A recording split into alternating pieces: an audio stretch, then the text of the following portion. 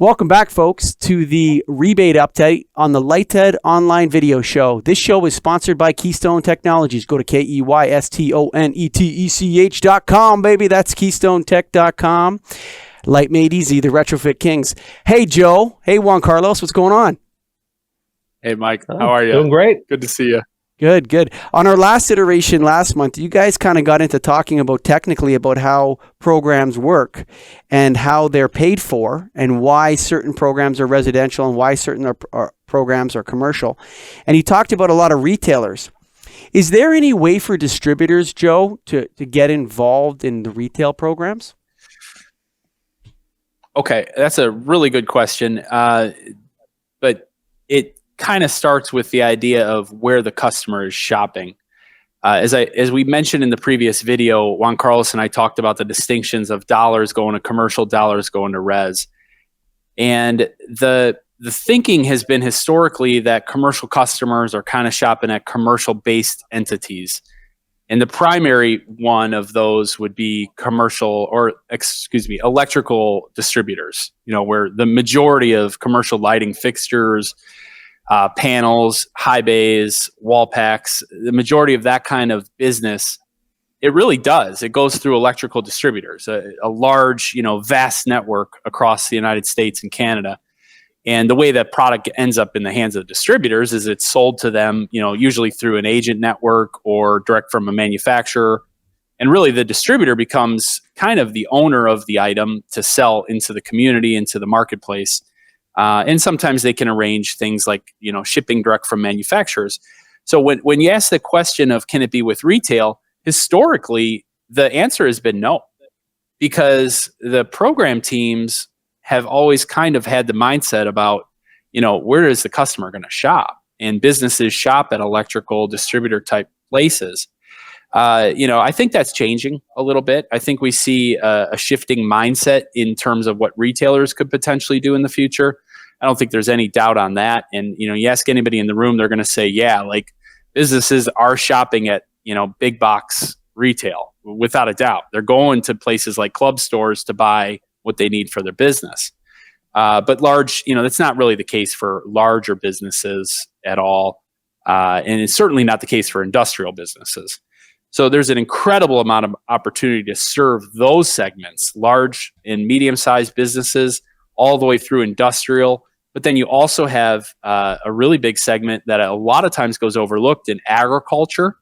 I live in Wisconsin, and agriculture is a huge part of our state's economy. And, that is sometimes an overlooked, and I'm not saying it's overlooked here. In fact, in Wisconsin has probably the leading edge program for agriculture. They have measures across a variety of technical energy use devices in, like, say, a farm. Things that help cows produce more milk, for example. There's a lot of technology offers here in Wisconsin, but that's not the case everywhere. Not every market has that kind of forward-thinking mindset. That's kind of a progressive mindset that Wisconsin has always had.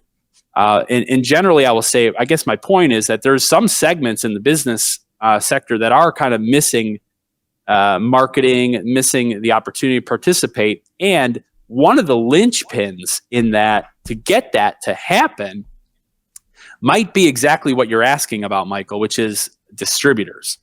Because if we think about distributors beyond just electrical distributors, but also HVAC, commercial kitchen, process system distributors who don't even necessarily have a physical location, but they distribute a certain product type, maybe through a network. Even plumbing distributors are a big player in this space. But I realize that the audience here is lighting. So let's really hone in on lighting. The distributor business is I think ripe for opportunity in all of energy efficiency and incentive opportunity, but really the place to start is lighting. They already have these products. They got them on shelf. Some of them, I should say, have them on shelf. Some are kind of still stuck in fluorescent land. A lot are still stuck in HID land, selling old technologies that customers just kind of, they buy because they're used to it. And in fact, one of the programs that Juan Carlos and I are collaborating on a little bit right now on is in the Pacific Northwest, where we have a client here at Rebate Bus who is going to be getting engaged in one of his clients' programs. And Juan Carlos is actually deeply involved in the implementation of one of these, midstream distributor programs for a rather large market. I'll leave that up to you, Juan Carlos, if you want to disclose it. But I think I should actually ask you, Juan Carlos, your mindset about distributors playing an active role in the delivery of efficiency dollars to businesses. Like, how important is that in the future of the DSM programs? And also, what do you see really happening in that space over the next few years, in your opinion? Yeah, great question. I agree. And you took a deep dive there into the commercial side. To be really simple about it, historically on the commercial side of the lighting business, in terms of utility rebates, those rebates have been gotten to customers one of two ways: either through what we call a custom rebate program, which is where there's a large retrofit project, say for a warehouse or a office building, and the utility goes in, does a pre-inspection, sees what's currently in there. Then they do a post-inspection after the customer puts in the new products, and they see how much savings they are, and they give the customer a certain amount of dollars for that. Those are super complex, hard to do. A lot of customers don't even bother with them because they take a lot of time, and you don't have any guaranteed money there. They also have had historically what we call a prescriptive program. So, for instance, for a 4-foot T8 T-LED, they would give $5, $10 for that product to help offset the cost between a fluorescent and T-LED. But that was always for the end user who would have to file a application to the utility. So again, a lot of extra work for the end user. What's happening now in the commercial space, playing a lot of what they have been doing in the residential and retail space, is that they are now starting to provide instant rebates to customers through distributors, right? So the utilities have seen the benefit of using the distributors as the key point, the key place for an instant rebate to the customer. So when a customer of that distributor comes in, wants to buy a pallet of T-LEDs, they immediately get $1 or $2 off that product that is provided by the utility, helping the end customer make the decision to use T-LEDs over fluorescent linear product, or to push other products. And I see, we've already seen a big growth of those products over the last couple of years. Many of the utilities are starting to put these in, and I think in the next 3, 4, 5 years, that is going to be the primary way that utilities provide commercial lighting rebates to the commercial market. So I see a huge growth in that. As Joe was saying, he's currently, one of his distributor clients is going to participate in a program that I'm helping run and design out here in the Northwest, which is an instant rebate program to the customers in the Pacific Northwest, for a large city in the Pacific Northwest, through an instant rebate at distributors. So the program itself wants to get as many distributors playing in that, because if the distributor's not playing, then the customer who's buying from that distributor won't get the rebate. So they want to get as many distributors playing, and they want to get the distributors used to it so that it becomes second nature for the sales folks, either at the counter or on the phones taking reorders, to say, hey, I know you want to get your fluorescent linears, but I can give you a better price on these T-LEDs. It's a more efficient product. You're going to save money and energy, and you're going to get them for an equal or similar price. Let's buy that. Pushing the consumers now to move from the less efficient fluorescent product to the more efficient LED product, which is ultimately what the utilities are trying to do. So yeah, to circle back completely, I absolutely see the distributors playing a much larger role in the commercial rebate world than they have in the past. We're already seeing that here in the Northwest, seeing that quite readily in the Northeast, and in some Midwest cities and utilities, and I think it's just going to grow and expand throughout the U.S. and into Canada. And I think companies like Rebate Bus, who are helping distributors in on that side are going to be essential in that. So. Yeah, and I think too, like the point you bring up about them playing such a big role, what it really is in a lot of ways is the importance of their role to the end customer. Because in this business of commercial lighting, relationships are so important. Michael, you know this. I mean, you've been in this business a long time. The listeners know that the relationship is really the cornerstone of business in commercial lighting, especially in commercial lighting. And the reality of that is that people trust each other. If I'm say I'm a business owner, I've got a couple dozen locations. Maybe I own, pizza shops or something. I kind of have built a relationship probably over time with my supplier of the things I need for my business.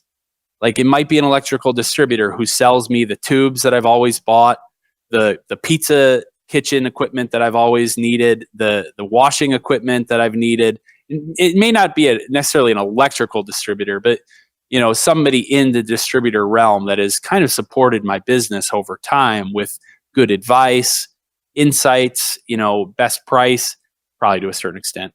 But the reality is that recommendations are everything.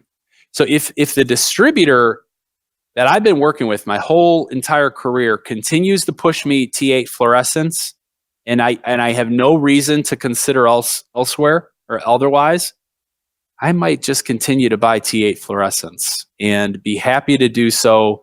I buy 25 every month.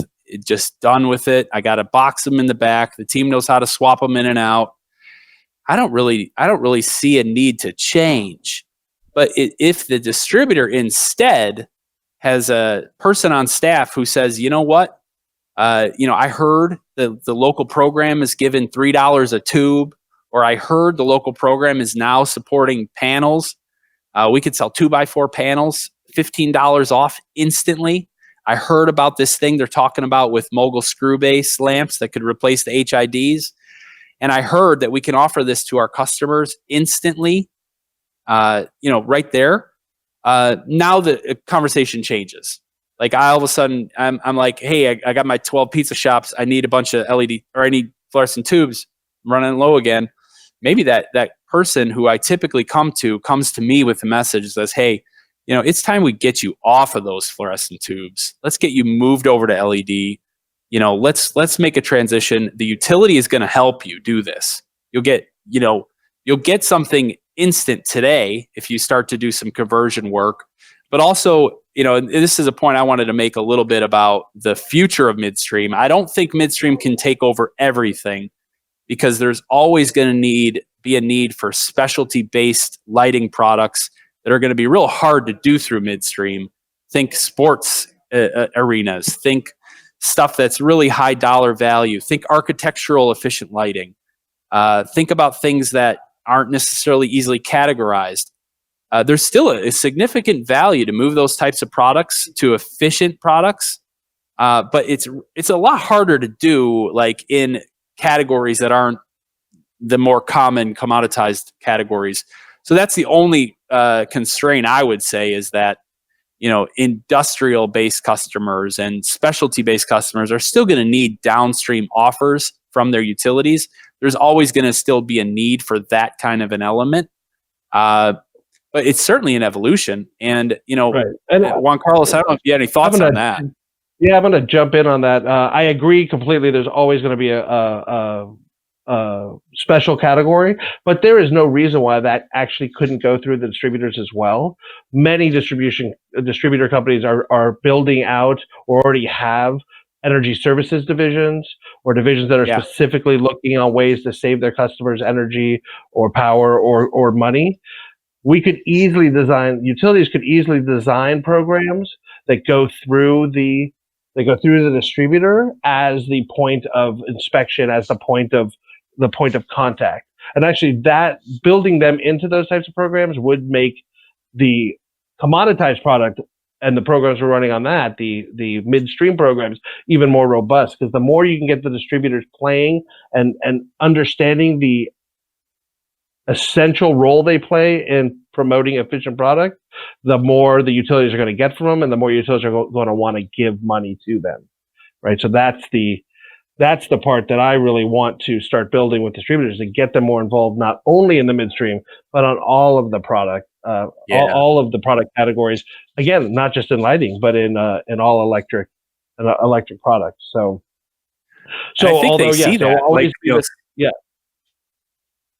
Although I will say, I've been noticing that a lot of them are so concerned about bottom line that they are reducing or even going away with their energy divisions, which is, I think, the absolute wrong way to go.